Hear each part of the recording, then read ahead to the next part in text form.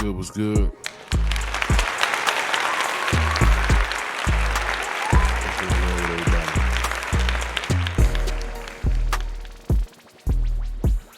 Welcome back to Kush Equilibrium. I am your always smoking host. Oops, great. I feel a little groggy, y'all. Went outside for a little minute, had a couple of drinks, whatnot. Nothing too crazy. A little bit of drinking, a lot of bit of smoking. Came home. I'm starting to feel like as I get older, it take a minute to adjust to the night after drinking or whatever. But it is what it is. I got through it. And before y'all clown me, look, I know I normally use my normal elements, rolling papers. Every time I go outside, I lose my rolling papers or some shit. So I'm using my little Juicy J's. I know they got a little print on them. It's supposed to be mango, but these are the papers. I got a lot of these around. This is how I taught myself how to roll. It's with Juicy J, clear, thicker paper, but I don't really use them too much no more. But you know what I'm saying? You know I gotta smoke while we talk our talk. So eventually I'm gonna have me smoke. I got a special bottle I'm trying to get for the show. So that way we can sip a little bit and talk our talk. But I don't want to just get anything, just go to the liquor store and grab anything off the shelf. I want something, special for the show. You know what I'm saying? I'm gonna invest some quality Dolores's, you know what I'm saying, to, you know what I'm saying? Okay, there we go. Like my light ain't on, all type of shit, right? But today we talking about good old Jakey Poo. He out there being sneaky. My last video, I hypothesized about what's good for WrestleMania. Since he popped his head out the little rabbit hole, so to speak, he want to be outside now. Super Bowl over, he ain't traumatized no more. He want to be outside. So I hypothesize, whether or not, you know what I'm saying, what's good for the Super Bowl, and more importantly, what's good for this never-ending, always evolving beef between Kendrick Lamar and Drakey Poo. I call him Drakey Poo because he acts more like a girl. To me, anyway. Kind of feminine. So, with this video, you know what I'm saying, he had his lawsuit, and, all different kind of information coming out about this lawsuit and where it stands or whatever. I found the right person for us to watch and get a quick reaction to. We'll say I want to about it. So let's get to the business. You know what I'm saying? Please like, comment, subscribe, all that other good stuff while I cue us up and get us together. I appreciate y'all. Y'all got the channel, man. We got the channel looking like a certified monster, boy. We coming at them slowly but surely. I appreciate y'all, because y'all don't have to do it. Y'all could be watching somebody already established or whatever, but y'all choosing to fuck with a nigga like me, so I appreciate you. Here we go. This is TISA Tales, like I said. And, I tried to pick people to react to based on how in-depth they are in the topic they are talking about. Obviously, you haven't seen a lot of females on the channel as far as reaction, because it'd be a real gossipy. And hers has that little feel to it too. But hey, how she built her show is how she built her platform. We can't say shit about it. But she is detailed. She is very detailed. Out of a lot of the women that I watch, I got a few different women that I do watch. It's another one that I watch real good. Y'all gonna see her quite a bit, probably more than TISA. But on this Drake topic and these lawsuits, she been on it like no other. Like, she ain't been fucking around with it. So that's why I picked her. It's about 3 minutes. Obviously, I'm not watching the whole clip. If you want to watch the whole show, It'll be in the description. But let me throw my ears on and we gonna get to it. And for those who are, I talk to about, we had this conversation every now and then on the show about my ears. I'll narrow my choice down to like 3 or 4 that I like. So within the next week or two, so I'm trying to improve everything slowly but surely on the show. So, ears is next. Small shit turn into big shit. Let's get it. Hey, well, baby, your name is Drake. I don't know what to tell you. This boy don't know whether he's coming or going. Also, if you're smoking, if you got it, smoke it. You know what I'm saying? If you're drinking, pour it up. You know how we do. Let's get to it. Drake has just undermined his whole case with UMG, and he did it all because he thinks he got one little certified bop. If you guys don't know, Drake released a new song, and I'll be honest with you, it was okay. He took Kendrick's advice. We like Drake's with the melodies. We don't like Drake when he acts tough. Now, let me just say this. Drake, it's a little. I don't even know if we like Drake with the melodies, because for 21, they have 21 tracks on the album, and cats fucking with like 3, 4 maybe.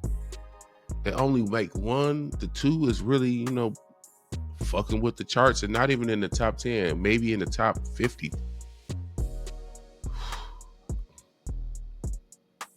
How far has the mighty fallen? Cheers. A little bit of hit, but this is how you know what's going on. He literally is losing ground in that UMG lawsuit so much, and he keeps releasing false information.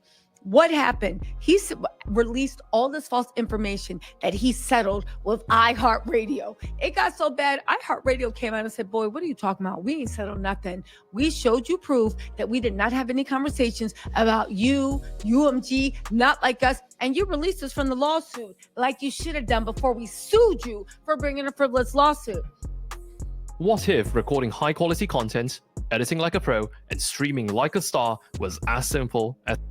That was the rumor going around. However, people weren't really listening. So UMG. Let's get to the details. People weren't really listening. So iHeartRadio released their own statement to let us know their name is Bennett. They ain't in it, and Drake needs to stop lying on their name. The Rolling Stone said Drake has reached a private settlement with iHeartRadio after he sued the radio company amid his ongoing claims that his record label UMG make covert payments to promote airplay with Kendrick Lamar's Not Like Us. Listen, again, when I heard that word settlement, I said, Drake, I know you lying. A settlement can be an agreement to be like, get out of here, little boy. And you be like, yes, sir. And you moving along. Maybe it's just me. Y'all let me know, because you know what I'm saying? We go back and forth with this, because I'm not always right. When you think of a lawsuit, right, you hear the term settlement, you assume I'm trying to think the rationale for him to word stuff. Again, with Drake, you got to pay attention to the way he words stuff. He plays with words. I do the same thing in my everyday life. I play with words, because I know tweaking 1 or 2 words when you talk can change the entire meaning of what the fuck you trying to say. So I'm wondering, did he word stuff the way he did to make it have a positive spin on him? When you say words or phraseology like settlement, it sounds like there was ill will or ill intent found, but then the wrong party made it right to the other party. Like, they made shit right with Drake type shit. And that's not what happened. That's not what happened. You gotta pay attention to the way this man words everything. I don't care if he telling you a story about breakfast he ate that morning. Pay attention to everything. He could be telling you something about something else. Anyway, right? Nancy Dillon said, in exchange for documents, that's one of the biggest writers for Rolling Stone, said, in exchange for documents that show iHeart did nothing wrong, Drake agreed to drop his petition. No payments were made by either of us. A source at iHeart Media says it. Again, it makes sense that iHeart would have this statement read on their biggest platform, which is also the Breakfast Club. So it's not a coincidence they got this statement from iHeart when... I didn't know that. I don't listen. I pay attention to the facts. I don't really dive into all the other stuff. So iHeart Radio owning Breakfast Club or whatever, that's a hell of a detail, because it called, by default, you kind of have to question where information comes from the iHeart Radio side. If you own all these radio stations and they work for you, and clearly who trying to mess up their money, like, you gonna say what the boss man tell you to say. So it's like you kind of take stuff with a grain of salt. Again, I'm not accusing them of throwing out false propaganda or anything, but I'm just saying, if we are about being fair, how we look at all of this, to find out, like, okay, these motherfuckers own them and whatever, that's an eye raiser to me or to anybody, I think, that didn't know that. The entity is theirs. The Breakfast Club also wrote it. So what does that mean, right? Well, for one, I know you saw the Oscars where they were like making fun of Drake. People are going to be making fun of Drake for the next 20 years. Drake is certifiably a he a forever joke. But I didn't see the Oscars actually coming, right? However, it was cringy though. Right? Cringy, I will though. say this. Like, when people take the stuff that we do and run with it, it bothers me a little bit, because I be having moments like, damn, we can't have nothing to ourselves, like our own little inside joke amongst black people or whatever the fuck. Like, we gotta share all the little dance. We gotta share our dance moves and music and jokes and food and like. We'll discuss my views on all that another time. This ain't got nothing to do with that. Go ahead and tell them, Tessa, what you're talking about. Drake is back to feeling himself now that he managed to make what appears to be a slight hit. He canceled his remaining shows in Australia and dipped, which goes to prove he was just there to hide for his mental health and ego. I guess between the Grammys and the Super Bowl, Drake knew it was a wrap. I've been saying that for a long time. That man didn't want nothing to do with that tour.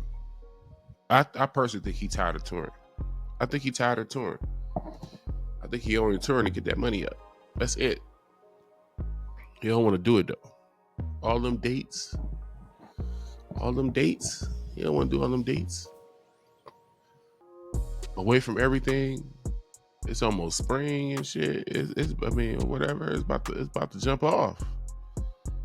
Who trying to be across the country when turn up season is? We can all smell it.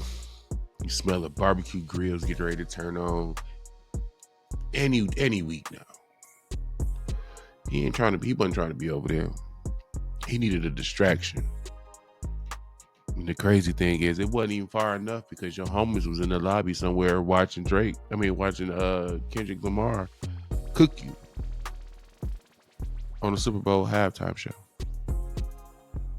And you should feel some type of way about that. How the fuck you gonna stand there and watch that man in public? Because I'm sure you bought these niggas rooms. So why y'all couldn't group up in one room and watch it? You know what I'm saying? Sometimes it be the motherfuckers around you that make you look bad, bro. And I feel like in this whole little beef, real quick, before I go back to the video, can we all admit that the people around him, his so-called team, but they let him down bad. Like, bad. I'm going back as far as when the beef first started. They should have been the first ones. When they heard his tracks and shit, like, I don't know if this hard enough to kill no Kendrick. They were supposed to be the ones in the booth or in the studio with him, like, hey, come harder. Come harder. Like that Family Matters, that should have been the floor. That should have been his entry level energy right there. Again, it's to come from somebody who is steadfast Drake hater. But I still wanted the battle to be good, right? So he should have came harder. I'm okay saying that as a Kendrick Lamar fan, because I don't think there was a temperature he could have came that would have swayed Dot from taking on the battle. Just my quick little 2 cents on that. To be far away from North America, Toronto was even too close. And now that he's gotten it's okay, it's safe to come out, he even showed his face at a basketball game. Now listen, there's always going to be Drake that has his fans. I mean, for God's sakes, like Jack the Ripper would have fans in social media. I see the little Drake fan pages talking about, oh my God, his tour sold out. He didn't have a tour. He had 9 shows in Australia because he didn't want to look like a loser. Kendrick literally said, say Drake, I hear you like I'm young. He now has named Kendrick in his Not Like Us lawsuit, and UMG is sitting there just rolling their eyes. But let me just say this, right? UMG is evil. They do exploit artists. But the fact that Drake is still trying to paint himself as a freedom fighter when he was their cash cow, he was the reason they suppressed other artists, killed people's careers. The fact that Drake can still not accept that Kendrick had a certified bop, I don't care how much plays they do on UMG. You couldn't have anticipated the whole Super Bowl talking about some certified PDF file. Okay, yeah, she's actually going back to the Super Bowl. We already talked about the Super Bowl. We passed that. Yeah, we passed that.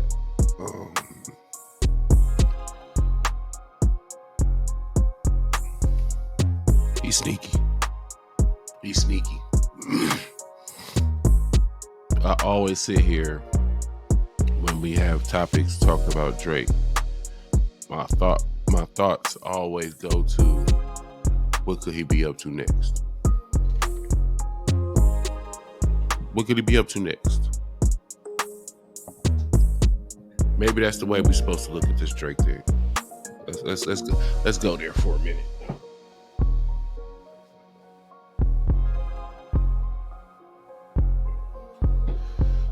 My bad, y'all. I apologize. I normally have my shit set, but I messed up some stuff earlier. All right, there we go. The lights be bright, boy. It hurt my eyes, so we gotta dim it down a little bit. All right, let's put our... Y'all come with me. Come with me down this journey. We smoking, or you drinking, whatever the case. We vibing. If you was Drake, let's say you was Drake. You just lost what looks like to be the biggest battle ever. And I questioned it for a minute. I went back to the history of the battles and beefs that I knew about coming up. And I'm gonna have to go on and give it to it. Yeah, this is because how long it's lingering, it's still cooking. It's percolating to where you got streamers and YouTubers beefing with each other. You got ancillary motherfuckers beefing with each other. Not even like directly Drake and Dot. So you got TDE, OVO, PG Lane, like, you know what I'm saying? All these other separate little entities beefing with each other. You got the fan bases. Well, we all knew that was just a matter of time. It wasn't nothing that's gonna stop that. Fan bases at odds with each other, and it's still like it's still going to the. And this is the first time I saw a beef or a battle make money, though.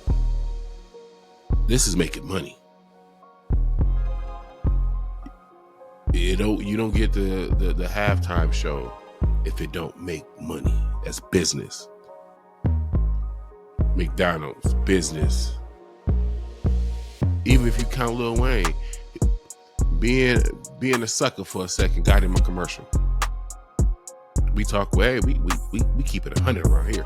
Being a sucker, he had a whole sucker attack, and he was rewarded with the commercial. So being a sucker got him paid. Let's keep it a bean. That's the only bad part about papers, yo. You don't keep smoking that mug, it go straight the fuck out. So what do you do if you drink? And the world basically is your enemy. Let's be honest here. This is no longer. Matter of fact, maybe we should start there. Do you, with the way it's playing out, if you drink, do you have more animosity against that one nigga that fired this all off? Or do you have issue with the world catching on to it? We got kids, old folks, the world. I saw them concert clips and everything from overseas. You had two groups of people with signs begging for you to help them out of their impoverished situation or whatever. And then you had wop, wop, wop, wop, wop. Like you had the other ones that stayed on your neck when you thought you was gonna go far enough to get away. You didn't. So who do we be mad at? Who do we focus our ire at? If we playing the role of Drake?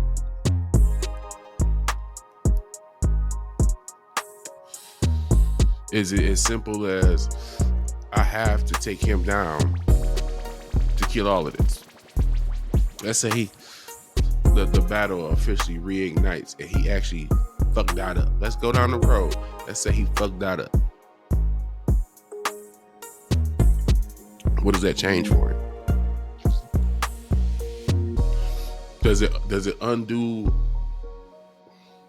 everything from what led the tail end of Splash Spring to now? Highly unlikely.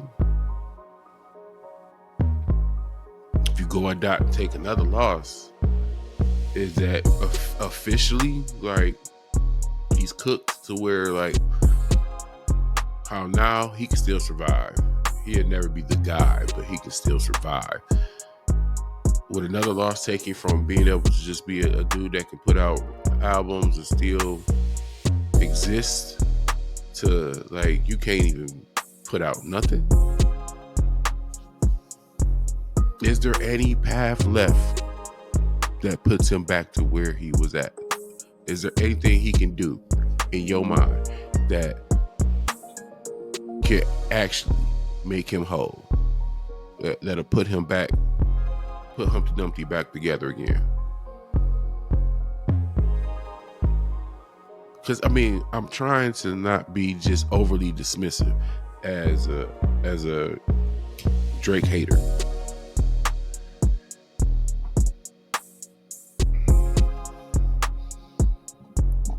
He got to be doing it for something. I mean, what is it? We can't unhear the song.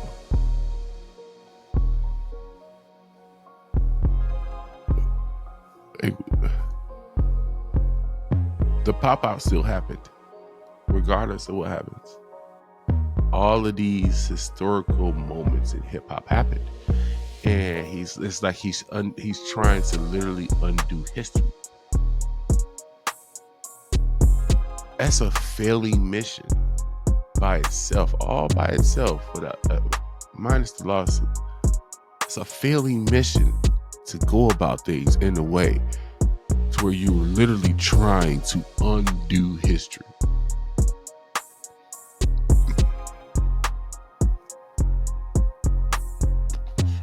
That lawsuit is trying to undo history too. Everything he's doing is trying to undo history.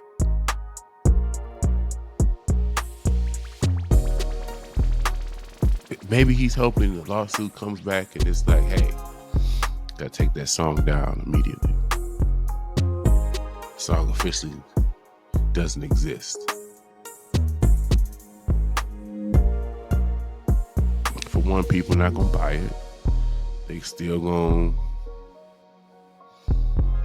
It's still gonna be in their mental. Like, I don't.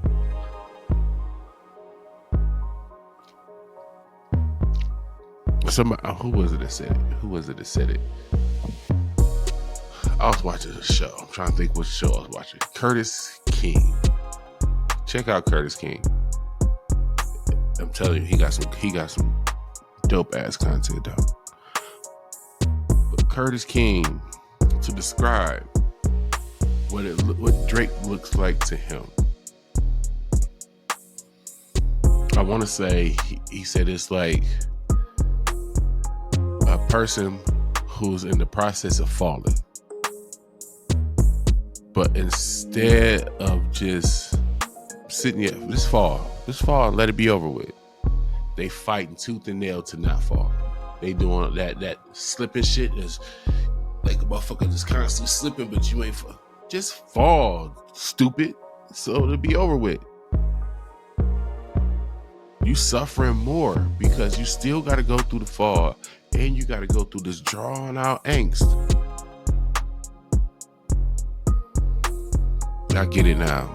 Shout out to Curtis King. I get it now, bro.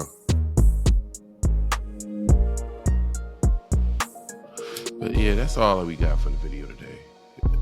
I feel like I'm in a video mood today, and I had caught that, and I didn't want to dive too much into the legal because we not lawyers, bro. And motherfuckers be so quick to jump out and talk about something, and then you gotta unsay what you said because you said it wrong or it was lacking detail or whatever. It didn't make no sense. So I said once some actual legal something come out, then I jump on this joint and talk about it. And we just talked about it. As far as the other little lawsuit situation, I mean, he added the NFL to it and whatever.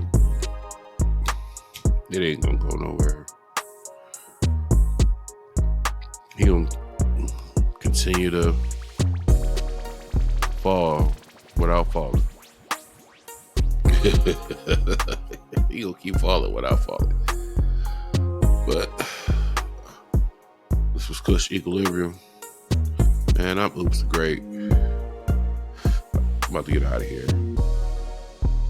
I'll catch y'all.